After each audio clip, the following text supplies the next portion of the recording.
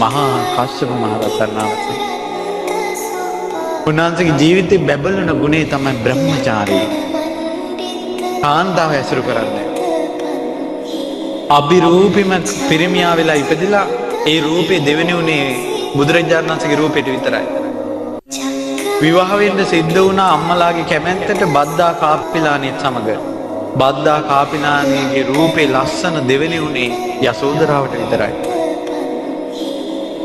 ඒ දෙන්න විවාහ වෙලා එක ඇඳේ නිදාගත්තා.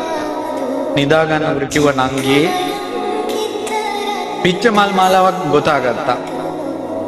ඈත් පිච්ච මල් මාලාවක් ගොතා ගත්තා. කිව්වා නංගී මට රාග හිතක් ඇති වුණොත් එමේ මේ මල් මාලේ පරවේවා කියලා ඇඳේ දැම්මා. මැදි. බද්දා කාපිලානිත් පිච්ච මාලාවක් දැම්මා මට රාග හිතක් ඇති වුණොත් මේ මල් මාලේ පරවේවා කියලා. මල් මාලේ කොහොමදත් පරවෙනවනේ. ඊට පස්සේ එක ඇඳේ දෙන්න නිදාගත්තා. අවුරුදු 12ක් එක ඇඳේ නිදාගත්තා. අර මල් මාලේ දැම් පිපුණා වගේ. ලෝකේ අභිරූපිම ලස්සන තරුණ කුමාරයා ලෝකේ අභිරූපිම ලස්සන තරුණ කුමාරියත් එක්ක එක ඇඳේ අවුරුදු 12ක් රාගසිතක් නැති නිදා ගන්නවා කියන්නේ කොහොමද? අද ෆෝන් එකක් ළඟ තියාගෙන කොල්ලෙකුට බේරෙන්න බෑ. ෆෝන් එකක් කියන්නේ ගෑනු කෙනෙක්ද? තරණ යන්න ඕන මහා කස්සප මහ රහතන් වහන්සේ. සරණ යන්න ඕන මහා කස්සප මහ රහතන් වහන්සේ. සමහර අයට පොයි දවසට සිල් අරන් පොයි දවසට ගෑනු මිනිසයයි මේ පිරිමියයි වෙන වෙනම ඉන්න බෑ.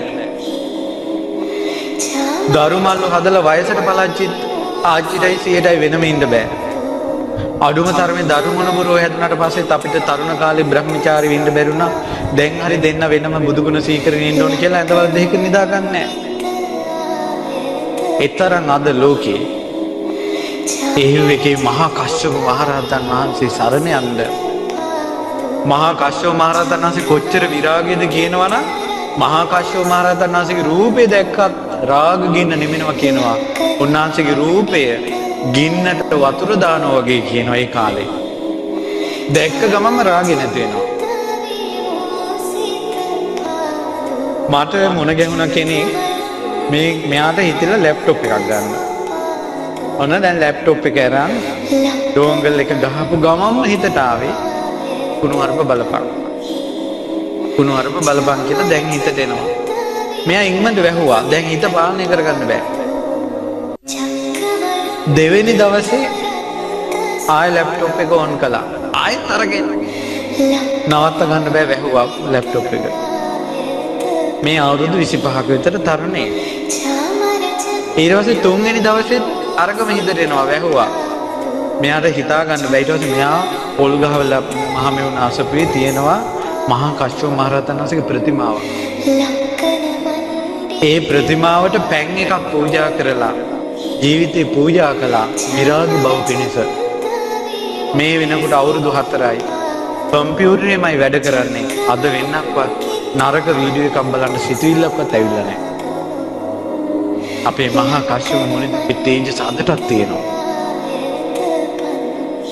ගලපාත බෙන්තර තියෙනවා. තුන් ලෝකෙට එකම ධාතුන් වහන්සේ එකම එක ධාතුන් වහන්සේ නමයි වැඩ ඉන්නේ මහා කශ්‍යප මහ රහතන් වහන්සේගේ ගලපාත බෙන්තර.